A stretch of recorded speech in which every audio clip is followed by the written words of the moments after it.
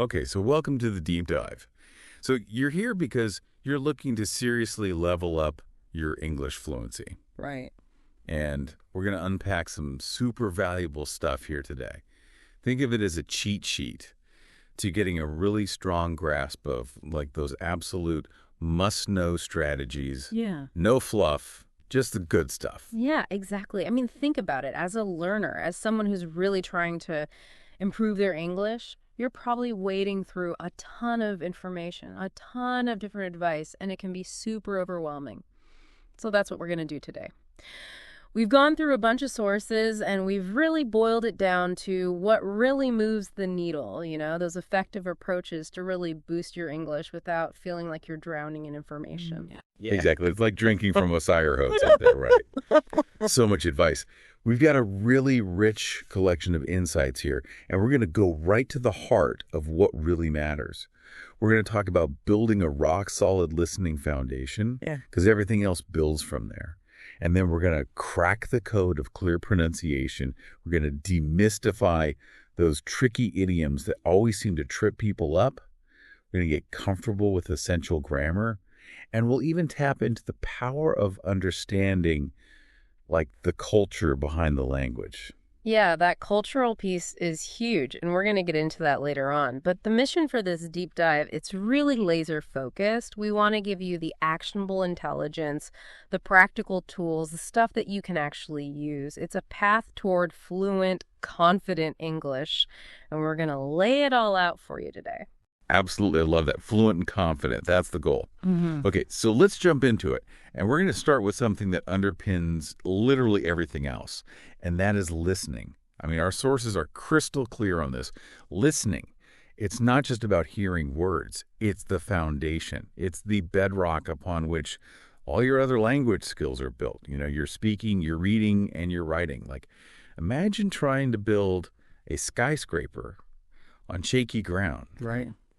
Not going to work. Yeah, and what's fascinating here is that our sources make this really important distinction between passive and active listening. Now, you might have like English podcasts playing in the background, right? And that's great. That's exposure. But active listening is like a whole different level. It's about intentionally focusing, like really digging into the details and really striving to understand the meaning that's packed into each word, each sentence, each turn of phrase. Our sources just overwhelmingly suggest that this active engagement is what really moves you towards fluency. So I'm curious about this. What are some of those like practical tips that our sources give for active listening? Where do you even begin with that? So the first actionable tip that I see popping up a lot is this.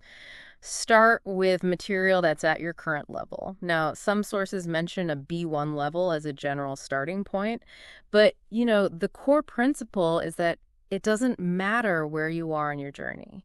If you jump into something that's way too complex, too advanced, it can be really discouraging. You're likely going to get lost, you're going to be frustrated, you won't absorb much. It's just not effective.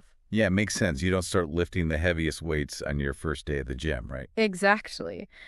Our sources show that if you start with material that you can mostly understand, podcasts, videos designed for learners, that's where the magic happens. You naturally pick up new vocabulary, grammar, pronunciation, and it's in this really supportive environment. And as you grow, you can gradually crank up the difficulty. It's all about steady progress, like climbing a mountain step by step. Steady and sustainable. That makes sense. Now, another technique that our sources emphasize for active listening is note-taking. But it's not about trying to write down every single word, right? Yeah, definitely not. That would be, impossible and pointless, right? Effective note-taking while actively listening is about capturing the essence, the key words, those phrases that really jump out at you. And then obviously any new vocab or cool expressions that you come across, you jot those down. It helps solidify them in your memory. Yeah, and there's something about the physical act of writing, too. Even though you might not look back at the notes, I feel like it helps. Oh, for sure. And here's a pro tip that I've seen in a few sources.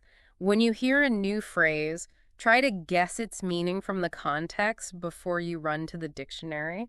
It's like a mini workout for your brain, and it really helps you retain the information. Yeah, totally. It's like solving a puzzle. Yeah. Okay, so what happens when you inevitably miss something? Or like you want to really lock in what you've just heard? Replay button, my friend. Seriously, don't be afraid to use it. Our sources consistently highlight the benefit of replaying sections. This lets you catch those subtle nuances, the stuff you might have missed on the first pass. And pausing, just taking a moment to mentally chew on the information. That's also a huge part of active listening. It's like letting the ideas sink in. Right, like really savoring it. Ah. Okay, now there's this technique that popped up in a few of our sources called shadowing, and it sounds super intriguing. Can you explain how it works? So shadowing is this really cool technique where you essentially repeat what the speaker is saying, but you do it almost simultaneously like you're their echo. The idea is to mimic their rhythm, their pronunciation, even their intonation as closely as you can. And this like real-time mirroring does something really amazing. So you listen to like a little chunk, and then you immediately try to repeat it back, really paying attention to all those subtle things. Exactly. And it has this dual benefit, right? It trains your ear to recognize how words are naturally pronounced, how sentences flow. And it also works on your own pronunciation and speaking skills because you're forced to articulate in real time. It's like a pronunciation workout. It sounds pretty intense, but definitely effective. Yeah, and don't worry about being perfect right away.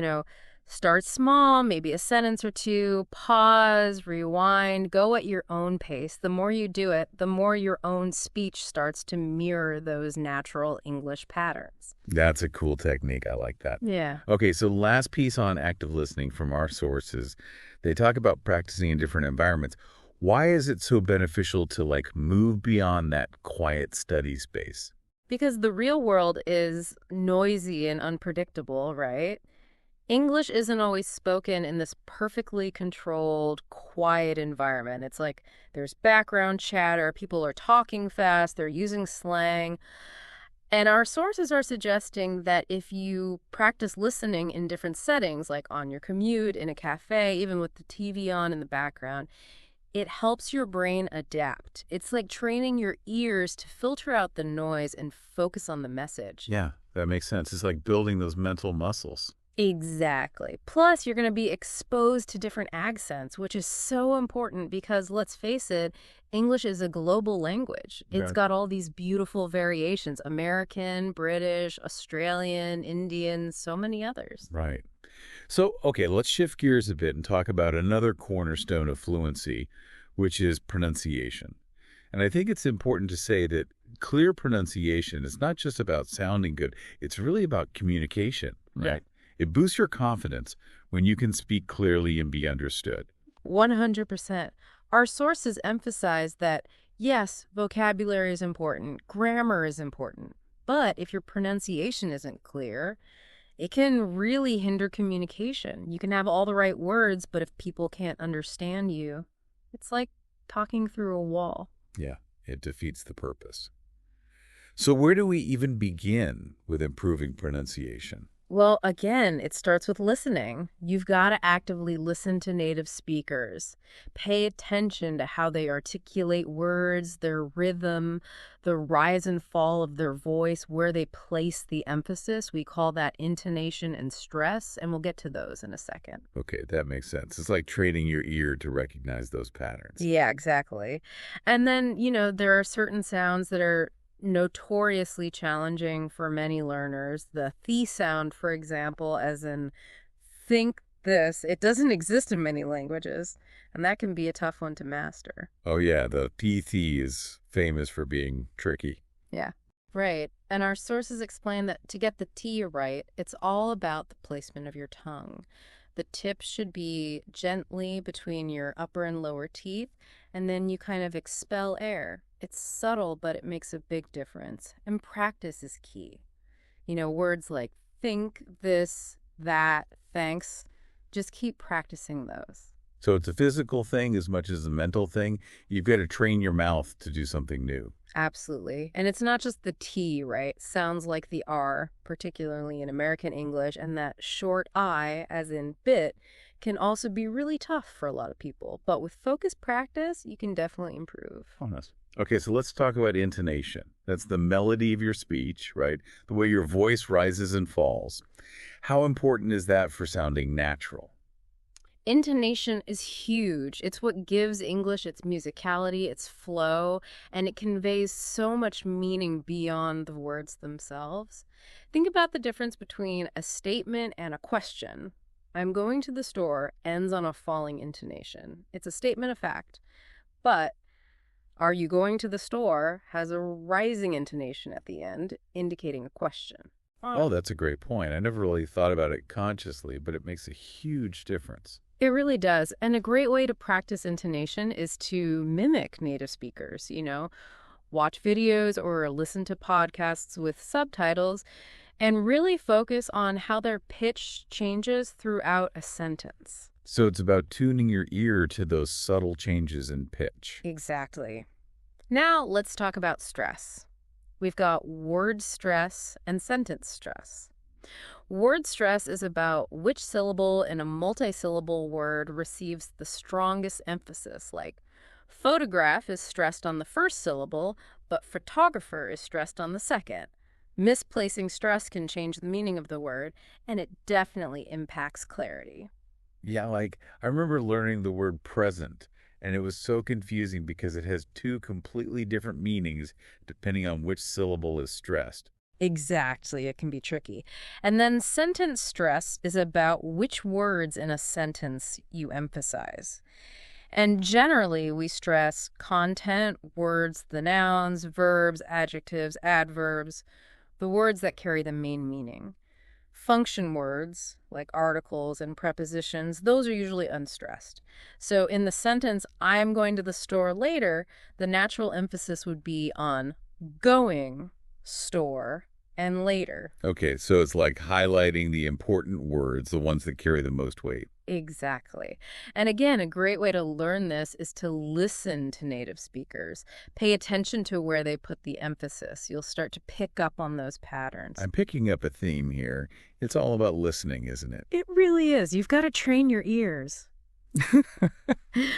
Okay, now our sources suggest a super direct, but maybe initially a little uncomfortable method for identifying pronunciation errors. Uh-oh, I think I know where this is going. Record yourself. I know it can feel weird hearing your own voice, but trust me, it's so valuable. Record yourself speaking English and then compare it to how a native speaker would say the same thing. Okay, it's like holding a mirror up to your speech. It is. You get to hear yourself as others do, and that's something we don't normally experience. It's super helpful for identifying those areas where your pronunciation might be a little off. That makes sense. Okay, what about practicing with native speakers? There's no substitute for real-time interaction. Language exchange programs, online platforms, in-person meetups, anything where you can actually have a conversation with a native speaker. It's the best way to practice pronunciation in a natural context and get feedback both directly and indirectly. So it's about getting out of your comfort zone and actually using the language. Yep. It's where the real magic happens. And for people who like a more structured approach, there are tons of great online tools and apps that can help with pronunciation. Oh yeah, like what? There are apps like Elsa Speak, Speechling, Pronunroid.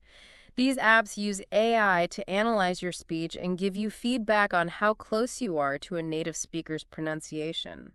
They can be a great supplement to your learning, especially for targeting specific sounds or words that you find challenging. Awesome. Technology coming to the rescue. All right, let's move on to another fascinating and often very confusing area of fluency, which is understanding idioms. You know, those phrases that have a figurative meaning, and they can add so much color and personality to your English. But they can also be a bit mind-boggling if you're not familiar with them. Yeah, they're tricky, but they're also so much fun once you get the hang of them. It's like unlocking a secret code. Totally. So, how do we even begin to tackle idioms? The key is to understand that idioms are phrases where the overall meaning isn't a literal combination of the individual words. Like, take break the ice, for example. It doesn't mean you're literally smashing a block of ice. It means you're starting a conversation or making people feel more comfortable. Right, it's about easing the tension. Exactly. Another one is hit the nail on the head. It means you've described something perfectly, you've got it exactly right. And then there's under the weather, which means you're feeling a bit sick. Or burn the midnight oil, working late into the night. A piece of cake means something is super easy. I love that one. A piece of cake. Yeah, they're so colorful, and the best way to learn them is to encounter them in natural contexts, conversations, books, movies, and then try to use them in your own speech and writing. Flashcards can also be helpful. Just write down the idiom, its meaning, and maybe an example sentence. That makes sense. It's about exposure and practice. Okay, and now for the less glamorous but equally important part of fluency, grammar. I know it's not as exciting as idioms, but a solid foundation in basic grammar, like sentence structure, is essential. It's about clarity. It's about being able to express yourself clearly and effectively. Couldn't agree more. Our sources actually break down some fundamental sentence structures, and these are so important for clear communication. It all starts with the simple sentence. Usually it follows a subject-verb-object order like I eat apples. Or you can have a linking verb like she is a teacher. Simple sentences, those are your building blocks. And an independent clause, it's a complete thought. It can stand on its own as a sentence. Okay, that's the foundation. So what comes next? Then you have compound sentences. It's basically connecting two complete thoughts, two independent clauses, with a coordinating conjunction. Words like and, but, or so, or because. For example, I want to go to the park, but it's raining outside. So you're connecting two ideas within a single sentence, but they're still distinct. It creates a nice flow. Right, like a bridge between two thoughts. Exactly. Now, complex sentences, those are your next level up. They contain one independent clause and at least one dependent clause. And a dependent clause, it can't stand alone as a sentence. It needs the main clause for its full meaning. And these clauses are often introduced by a subordinating injunction, words like although, because, if, when, while, since. So can you give me an example of a complex sentence? Sure, how about this? Although it's raining, I still want to go to the park. You see how the dependent clause, although it's raining, adds more context to the main clause. And these complex sentences, they allow you to express more nuanced relationships like cause and effect, contrast, time sequence. Okay, so it adds more depth and complexity to your writing and speaking. Got it. Now, questions. Questions are obviously super important in any conversation. What are the key things to remember when forming questions in English? So our sources highlight two main types of questions: yes-no questions and WH questions. Yes-no questions, you're typically inverting the subject and the auxiliary verb, like you are tired becomes are you tired? Yeah. Or you add an auxiliary verb if there isn't one already. So you like coffee becomes do the like coffee. Okay, so it's about changing the word order or adding an auxiliary verb. And what about WH questions? Those are the ones that start with a question word who, what, where, when, why, how. And then it's usually question word, auxiliary verb, subject, and main verb, like what time does the meeting start? Or where do you live? Mastering these question structures, it's essential for understanding and participating in conversations. It's like the key to unlocking any conversation. You got to be able to ask questions. For sure. Now, last but not least, let's talk about adjectives and adverbs. They might seem basic, but they add so much detail and richness to your English. Right. They're the spice of the language. They add flavor. Exactly. So adjectives, they're your descriptive words for nouns. They give you more information about their qualities like beautiful voice, interesting book. And adverbs, they modify verbs. Adjectives, other adverbs, they tell you how, when, where, or to what extent something is done or described. Runs quickly, very clearly, incredibly well. So adjectives are about nouns, and adverbs are about verbs and other stuff. Pretty much. And Yeah. using them correctly makes your English much more precise and colorful. Okay, great. So we've covered a lot of ground here, but there's one more dimension that we need to talk about, and it's often overlooked. It's understanding the cultural context in which English is used, because it's about more than just the dictionary definitions, right? It's about the nuances, the unspoken rules, the cultural references that shape the way people use language. Absolutely. Language and culture, they're like two sides of the same coin. And developing an understanding of the cultural nuances behind English, it can really elevate your fluency. It helps you sound more natural, more in tune with how native speakers actually use the language.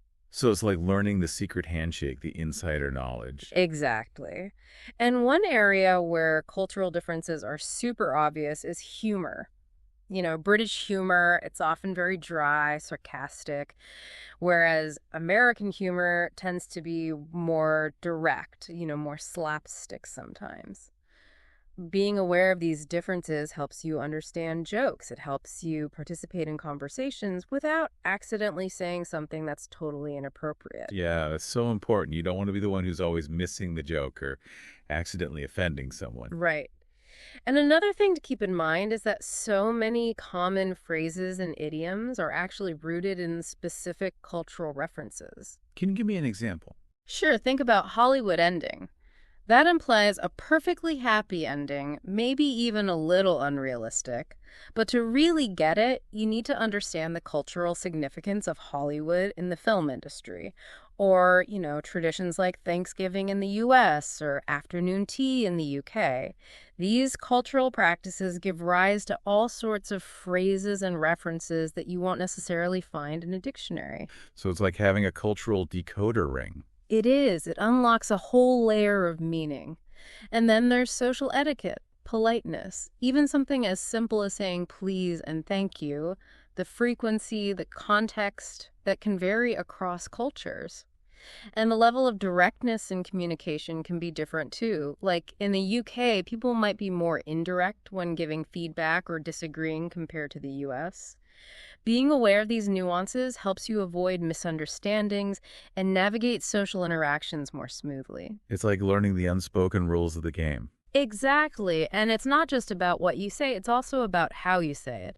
Nonverbal communication plays a huge role too. Eye contact, personal space, gestures, all of those things can have different meanings across cultures. So, what might be considered polite and engaged in one context could be rude or intrusive in another. That's fascinating. It's like learning a whole new language beyond just the words themselves. It is. And finally, our sources talk about the importance of learning about the history and traditions of English-speaking countries because it gives you a richer, more nuanced understanding of the language itself. Okay, so how does that work? So many expressions, cultural references, even grammatical structures can be traced back to specific historical events or cultural practices. Like, think about the phrase, mind the gap on the London Underground.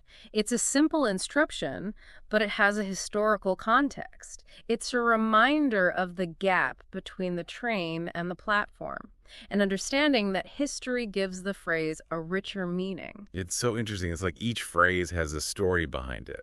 It does, and knowing those stories, it helps you appreciate the language on a deeper level. I love that.